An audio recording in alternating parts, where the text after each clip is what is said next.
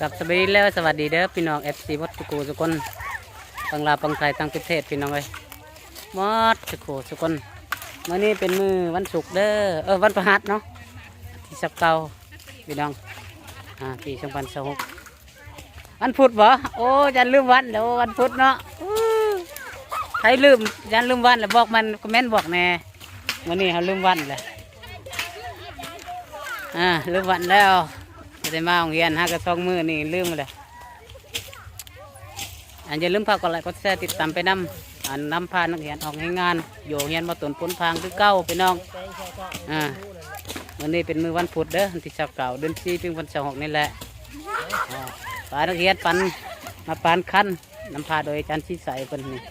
นายเพิ่นถ้าผู้ใดใจดีกะสนับสนุนแน่บ่มีเงิน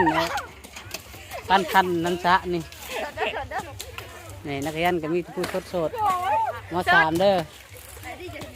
ดูมันพอดียังไม่หุบอ่างดูมันนี่นี่จ่าดูชานัดดุเด้นี่ได้กันบ่ดุจักทำไรเนาะชานัดดุนี่ยังบ่มีไผเอาจานเมื่อยปั้นคันหน้าจานไปปั้นนั่นแต่ยังไปปั้นน้องสะอีกปั่นคันหน้ากับพ่อเลยได้จ่าทีนี่นักนี้ปีนี้นะเด็กกบเคยเห็นบอกกบมาเด็กกบก็อยากไทยหุบนำอย่าลืมฝากกดไลค์กดแชร์ติดตามไปนำเด้อ FC เฮามื้อนี้มันที่เก่าเด้อเดือน4ถึง26ได้ออกงานได้นำพานักเรียนออกให้งานนำพาโดยอาจารย์ชี้ชัย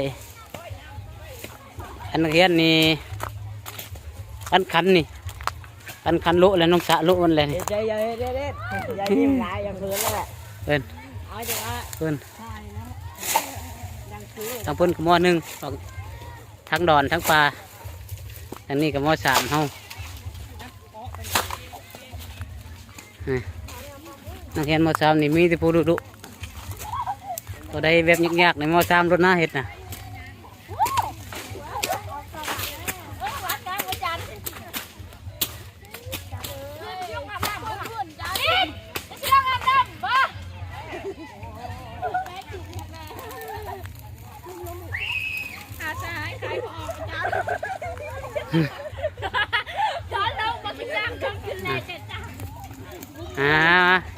ให้งานก่อนถ้าอ้ำเป็นผู้อยู่หล่อเด้อ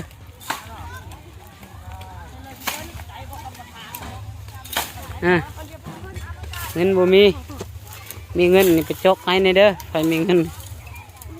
กันน้องสะลุมันเลยแต่ใจดีก็มาเจาะให้เด้อสนับสนุนให้ในทางโรงเรียนนี่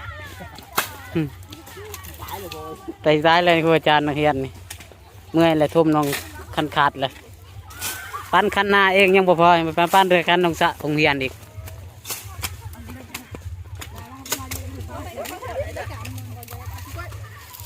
ไปใช้อีก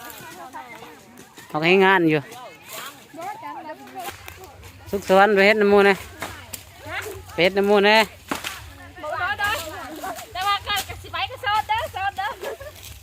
โสดเลยติดตาได้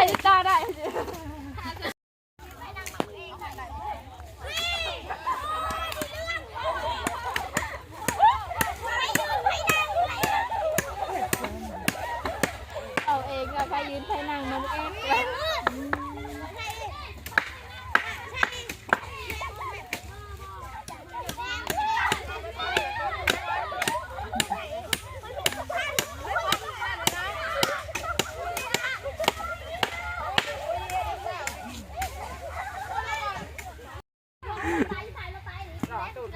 ปุ้ยนี่บ่เคยปุ้ยนี่ให้ไปแล้วมืออื่นนี่พันคันนี่ตุนกับบ่เคยนี่ให้ไปมืออื่นนี่แตงไทยมาเห็นน้ำมูนี่แตงไทยมาอยู่รอพี่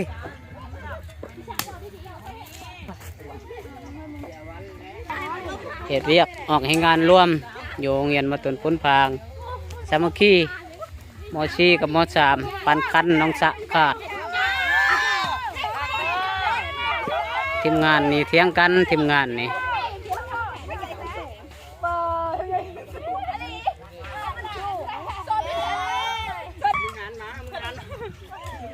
กินช่วงงูแมันบ่ ตาตายเป็นไงหนึ่ง แตงไทยบ่อนอะไรบ่ให้เอาให้งานนะหมู่ บ่หยังจะมาได้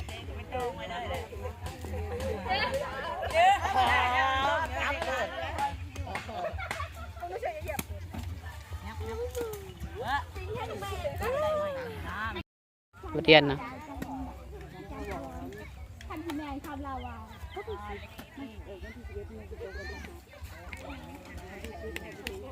แค่แต่นักเรียนคอยมีแต่ผู้ดุอันนี้ดุขโมย